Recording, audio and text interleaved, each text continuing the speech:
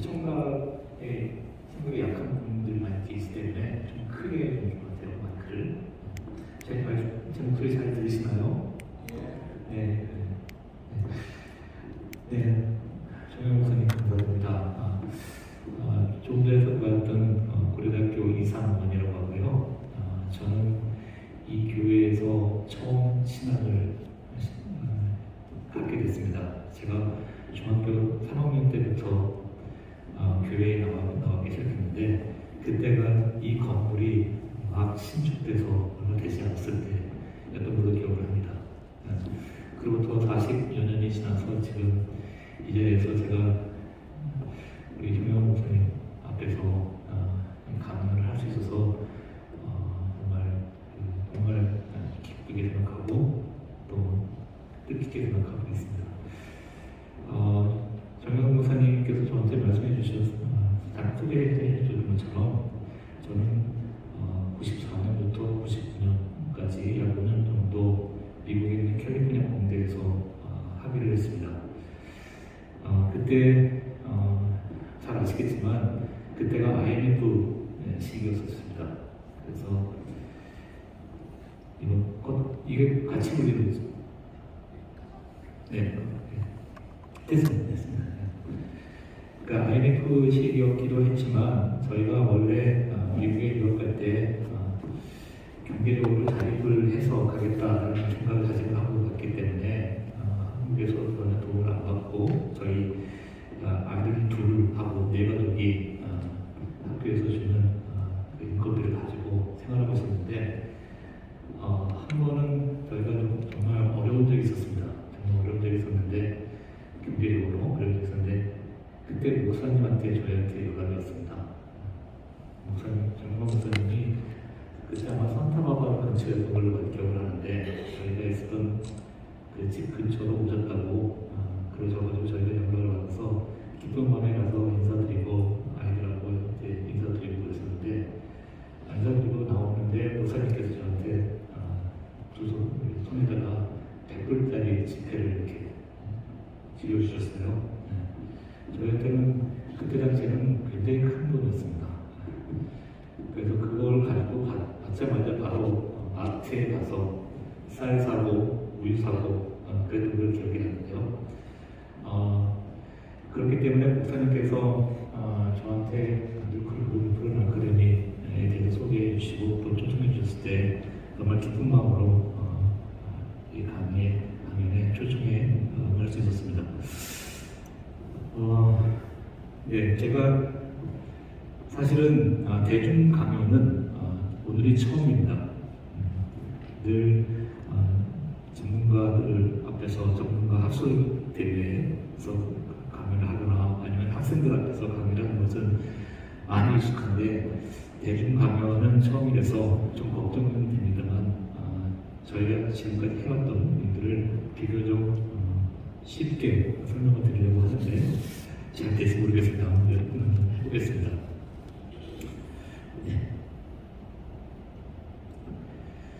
오늘 제 강연의 제목은 캔서 문샷이라고 간단하게 얘기할 수 있을 것 같고요. 그것을 풀어서 얘기를 하면 암 질환 정복의 요정이라고 얘기할 수가 있을 것 같습니다.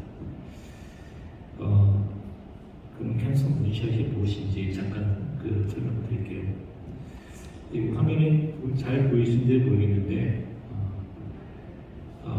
무엇으로 보이시나요? 바다 위에 열기가 이렇게 떠 있고, 그리고 여기에 지금 뭐가 보이냐면 달이 보이고 있습니다. 근데 만약에 열기구에 있는 어떤 사람이 달을 향해서 총을 쏘면 그 총알이 달에 다다를까요? 안 다를까요? 당연히 안 다르지 못하겠죠. 그래서 보통 문샷, 달을 향해서 쏘는 것을 우리가 문샷이라고 하고, 그런 문샷을 얘기할 때는 보통 무엇을 의미하는 거냐면 거의 불가능하거나 가능하지 않은 것들, 행위들, 이런 것을 문샷이라고 얘기를 합니다. 그러면 캔서 문샷이라고 한다면 무슨 얘기를 하는 캔서는 아시다시피 암입니다. 그래서 캔서 문샷이라고 하면 캔서 암 질환을 극복하는 것이 정말 문샷과 같다 라는 생각을 할 수가 있습니다. 왜 그런지는 제가 오늘 천천히 설명을 드릴 거고요. 그렇지만 여러분 잘 아시다시피 1962년인가요? 잘 아시다시피 닐 암스트롱이 달에 착륙했죠. 달에 도달하는 것이 저런 관점에서 봤을 때는 불가능하지만 실제로 사람이 달에 착륙해가지고 닐 암스트롱이 발을 디뎌서 달에 도달했습니다. 그래서 어려운 일이지만 완전히 불가능하지는 않을 것이다 라는 생각을 가지고 캔서 문샷이라는 과제가 론칭됩니다.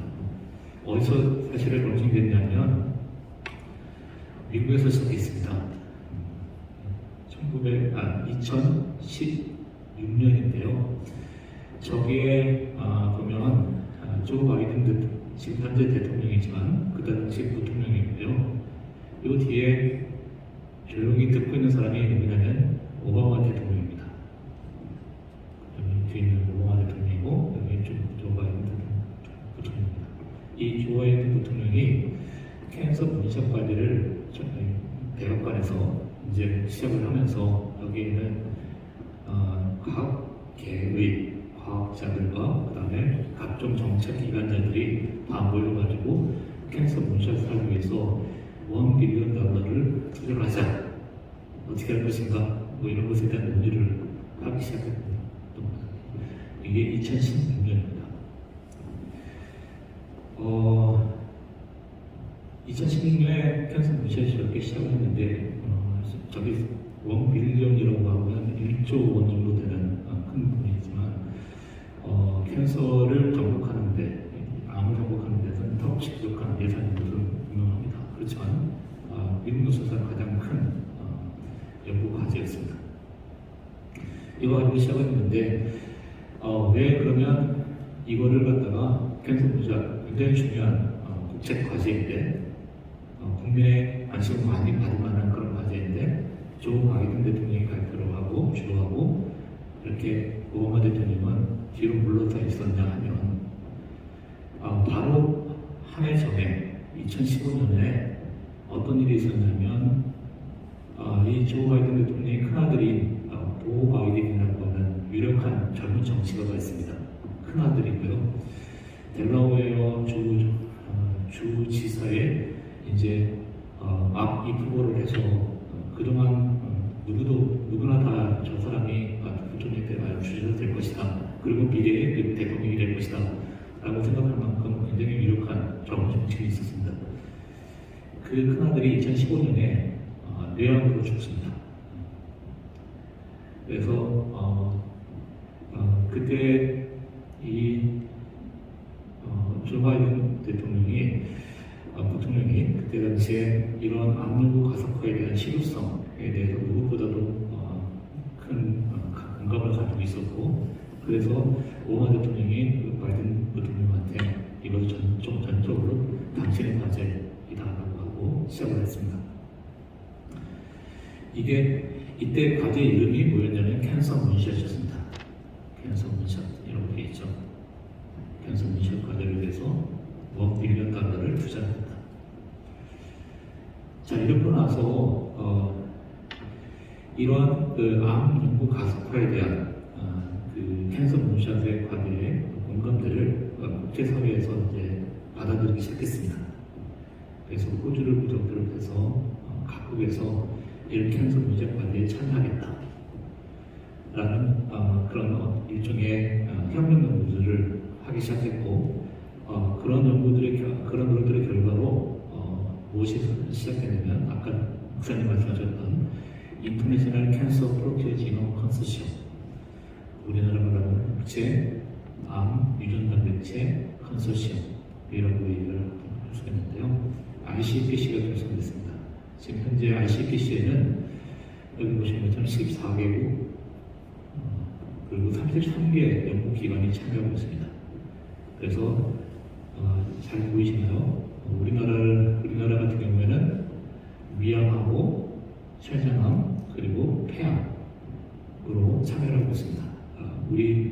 제가 센터장으로 있는 유전단백연구센터도 이 ICPC의 회원 기관으로 참여를 하고 있고 매년 이와 같이 1년에 한 번씩 모여서 각국에서 진행되고 있는 암 연구에 대한 결과들을 갖다가 공유하고 이것들을 갖다가 어떻게 더 확산할 것인가 이런 논의를 합니다.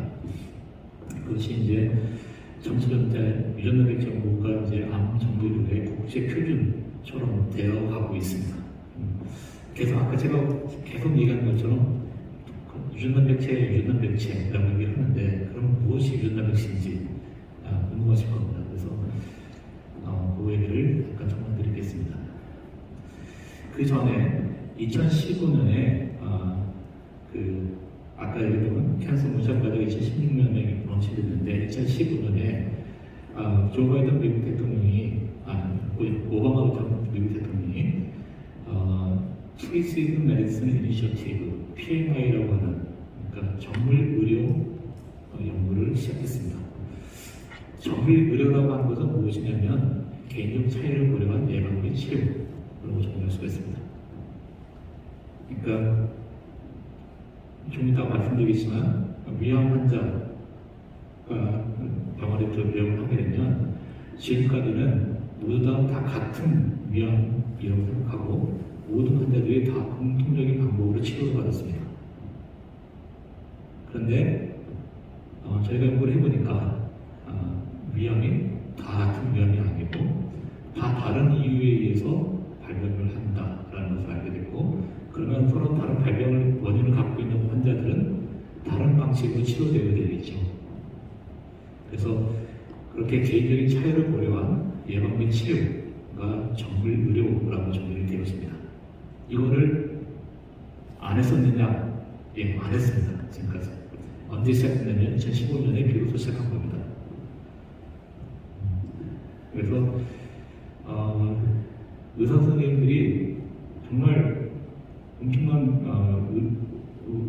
노력을 많이 하고 계시고 그렇지만 사실은 의사 선생님들한테 이렇게 연구를 개인적인 차이에 따라서 처방할 수 있는 그런 의료 도구들이 없습니다. 왜냐하면 그런 것을 모르기 때문에 그런 지식이 없기 때문에 그렇습니다. 그래서 이제 처음에 이제 나타나는 게 그런 것들이죠. 자, 그러면 이제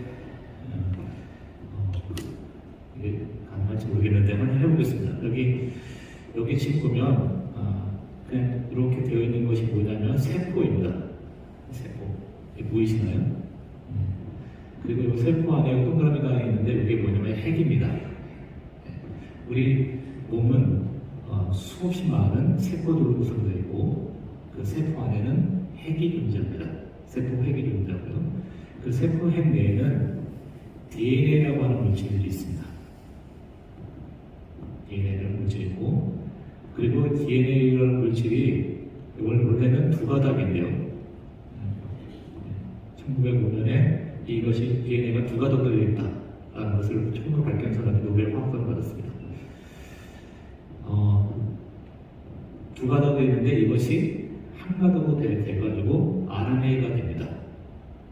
RNA, DNA가 RNA가 되고요. 한 가닥으로 되고 그 한 가닥으로 된 것이 세포 바깥으로 나옵니다. 세포 핵 바깥으로 나와서 여기에 보이는 얘가 뭐냐면 리보좀이라는 하는 것이겠습니다. 세포 안에는 리보좀이라는 구조가 있어서 거기에서 어떤 일을 하냐면 여기 있는 RNA의 서열에 따라서 단백질을 만들어냅니다. 그래서 DNA가 전사라는 과정을 통해 가지고 RNA가 되고요. 이 RNA가 다시 리보좀에 의해서 단백질로 번역됩니다. 그래서 이 단백질들이 우리 세포 속에서 만들어지고 그리고 우리 몸에서 일어나는 모든 생명현상을 갖다가 지배하는 분자들은 단백질입니다. 그러니까 DNA가 일을 하는 것이 아니고 RNA가 일을 하는 것이 아니고 단백질이 일을 합니다. 실제 일꾼은 단백질입니다.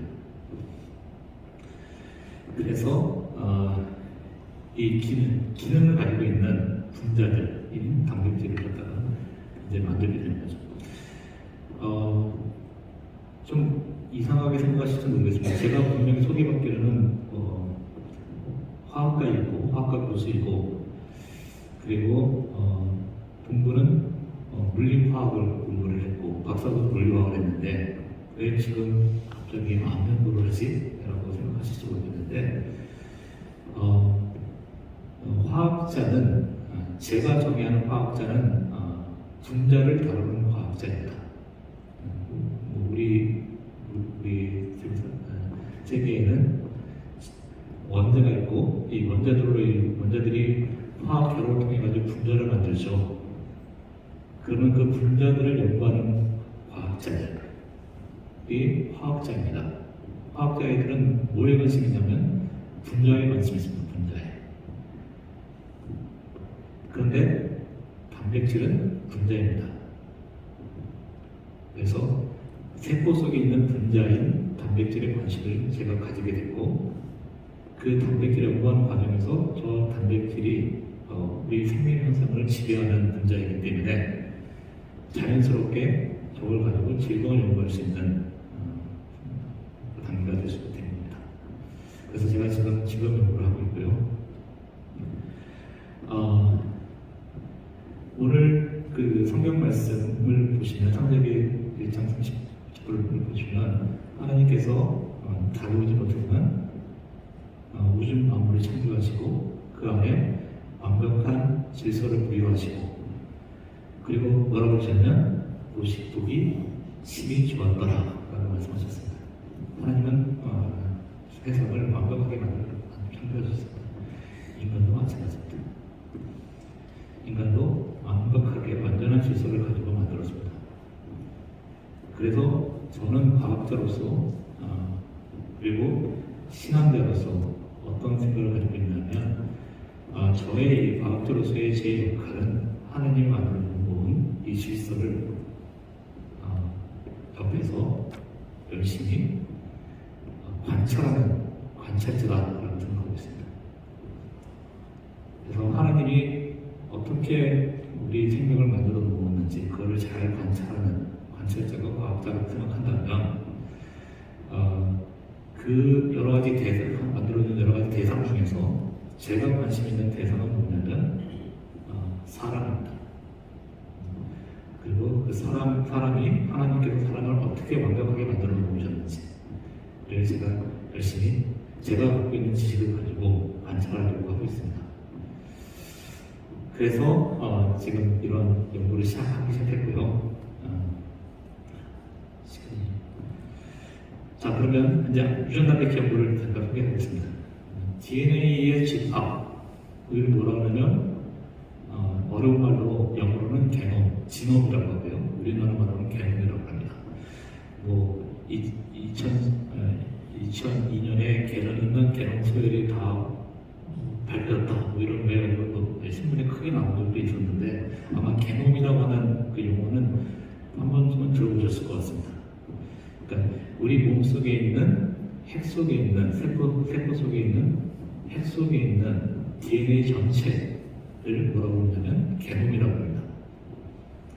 그리고 아까 그 게놈이 뭐가 된다 그랬냐면 RNA가 된다 그랬죠. 트랜스크립션 전사 과정을 통해서 RNA가 된다 그랬는데 이 RNA 이 전체를 갖다 뭐라고 하냐면 전사체라고 합니다. 좀 복잡한 어려운 말이긴 하지만 전사체라고 합니다. 이 전사체가 우리 몸에 몇 개 정도가 만들어지느냐라고 지금 과학자들 알고 있냐면 약 22,000개에서 25,000개 사이에 RNA가 만들어진다라고 알려져 있습니다. 그래서 그런 25,000개 전사체의 전체 집합 그걸 전사체라고 하고요. 그것을 연구하는 학문이 전사체학입니다. 게놈을 연구하는 것은 유전체학이라고 하고요. 그러면 단백질은 몇 개가 있느냐? 단백질은 정말 많습니다. 아직도 과학자들이 몇 개인지를 알 수가 없습니다. 지금 현재까지 알려져 있는 것만 해도 150만 개 이상의 서로 다른 종류의 단백질이 있습니다. 그런 단백질들 전체 집합을 프로티옴 또는 단백체라고 얘기를 하고요. 이것을 연구하는 학문이 단백질학입니다. 그러면 지노믹스, 트랜스크리പ്토믹스, 프로티오믹스 다 알려져 있는데 이런 것들을 갖다가 뭐라 하면 개별 학문이라고 합니다. 개별 오믹스 학문이라고 하고요. 최근에는 이런 오믹스 학문들이 합쳐져 가지고 통합해서 연구할 수 있는 그런 기술들이 개발되고 있는데 그 기술이 뭐냐면 유전단백질학입니다. 그러니까 개별 오믹스들을 통합해서 개념부터 전사체, 단백질까지 전체를 한꺼번에 보겠다. 그리고 그걸 가지고 질병을 이해하겠다.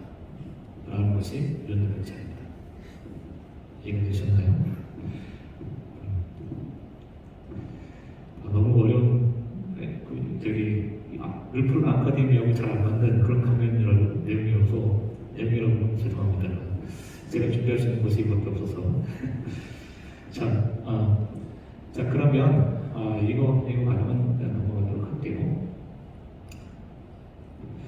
저희는 지금부터 20년 전, 10년 전이네요. 10년 전에 처음으로 유전단백질 연구를 시작했습니다. 처음에 저희가 관심이 가졌던 유전단백질의 대상 질환은 뭐였냐면 조기 발병 위암이었습니다. 조기 발병 위암. 위암인데 조기 발병 위암이죠. 그 위암은 게스트릭 캔서 이걸 위암인데요. 위암은 전 세계적으로 봤을 때 세 번째로 사망자가 많은 그런 암입니다. 암으로 인해서 사망하는 경우에 그 사망자의 세 번째로 많은 그런 암이고요. 이 위암은 보시는 것처럼 여기 빨간색으로 표시되어 있다는 얘기는 뭐냐면 발병률이 많다는 얘기입니다. 환자 10만 명당 발병률이 제일 많은 것이 많을수록 빨간색으로 되어 있는 겁니다. 보시면 알겠지만 동아시아하고 동유럽에서 굉장히 그 빨간색으로 많이 되어 있죠. 그러니까 우리나라도 위암 발병률이 되게 높은 그런 나라입니다.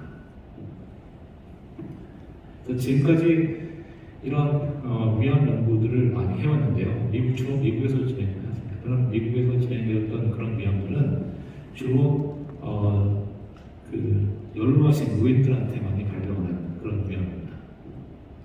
그래서 그런 위암의 특징이 뭐냐면 그 암세포들이 이렇게 뭉쳐 있습니다. 그 미비암 안쪽에 뭉쳐 있습니다. 그래서 내시경으로 보게 되면 잘 보입니다. 다른 건 다 매끈한데 이런 무인성 위암은 그 내벽에 이렇게 위암이 아주 선명하게 보입니다. 이렇게 뭉쳐 있는 거죠. 이런 위암의 특징은 뭐냐면 남성에게 훨씬 더 많이 발병합니다. 여성보다는 남성에게 2배 정도 더 많이 발병을 합니다. 그런데 우리가 관심이 있었던 그런 질환은 아까 말씀드린 것처럼 조기 발병 위암이라고 하죠. 조기 발병 위암은 45세 이전에 발병하는 그런 위암 환자들을 조기 발병 위암 환자라고 해요. 이런 위암의 특징은 어떤 특징을 갖고 있냐면 아까 일반적인 게스트릭 캔서는 암세포들이 뭉쳐있다고 했는데 이 위암은 암세포들이 떨어져 있습니다. 그러니까 위 내시경을 보더라도 보이질 않습니다. 그런데 이게 결국은 암세포가 계속 진행돼가지고 3기, 4기가 되면 어떻게 되겠어요? 암세포들이 더 많아질 것이고 결국은 보이게 되겠죠. 그래서 위 내시경으로 위암이 진단되는 순간 이미 이 환자들은 말기 암 환자가 되어 있는 상태입니다.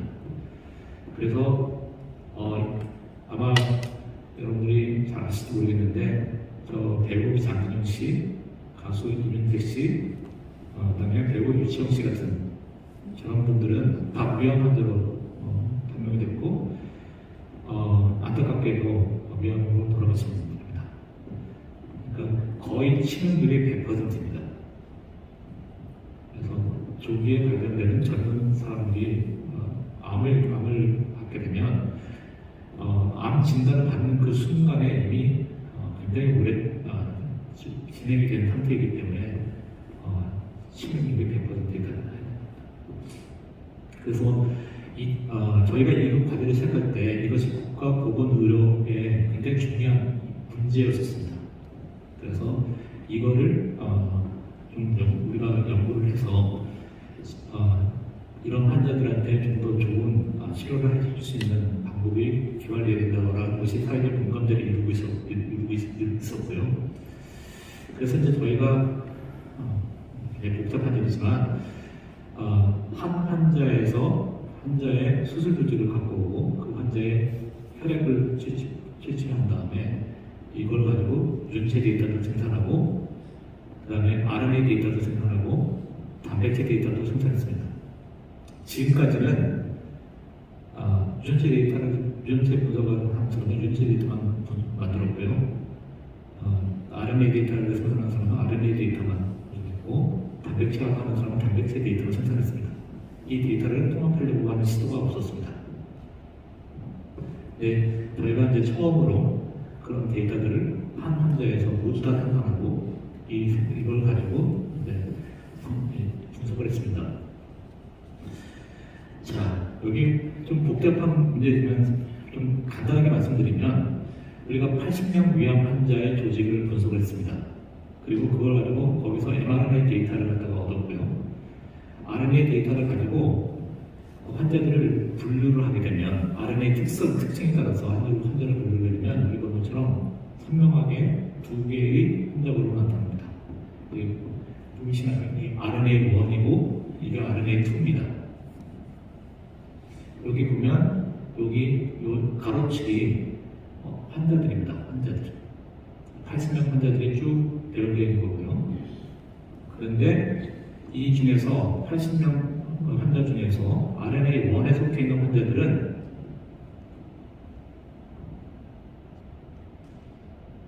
이게 안 되네요.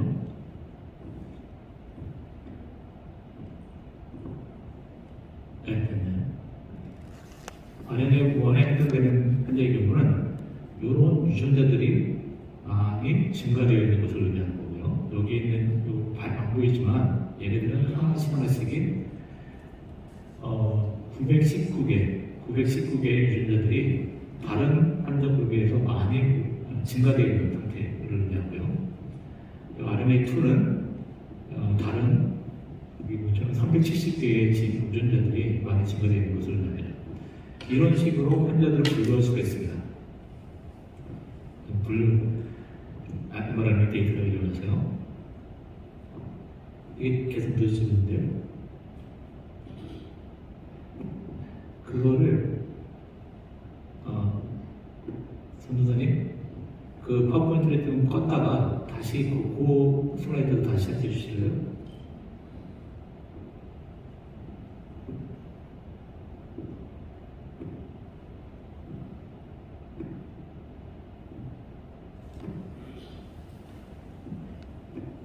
슬라이드 나온 다음에 여전히 잘 안 되는데 그 파워포인트를 먼저 나와 보실래요?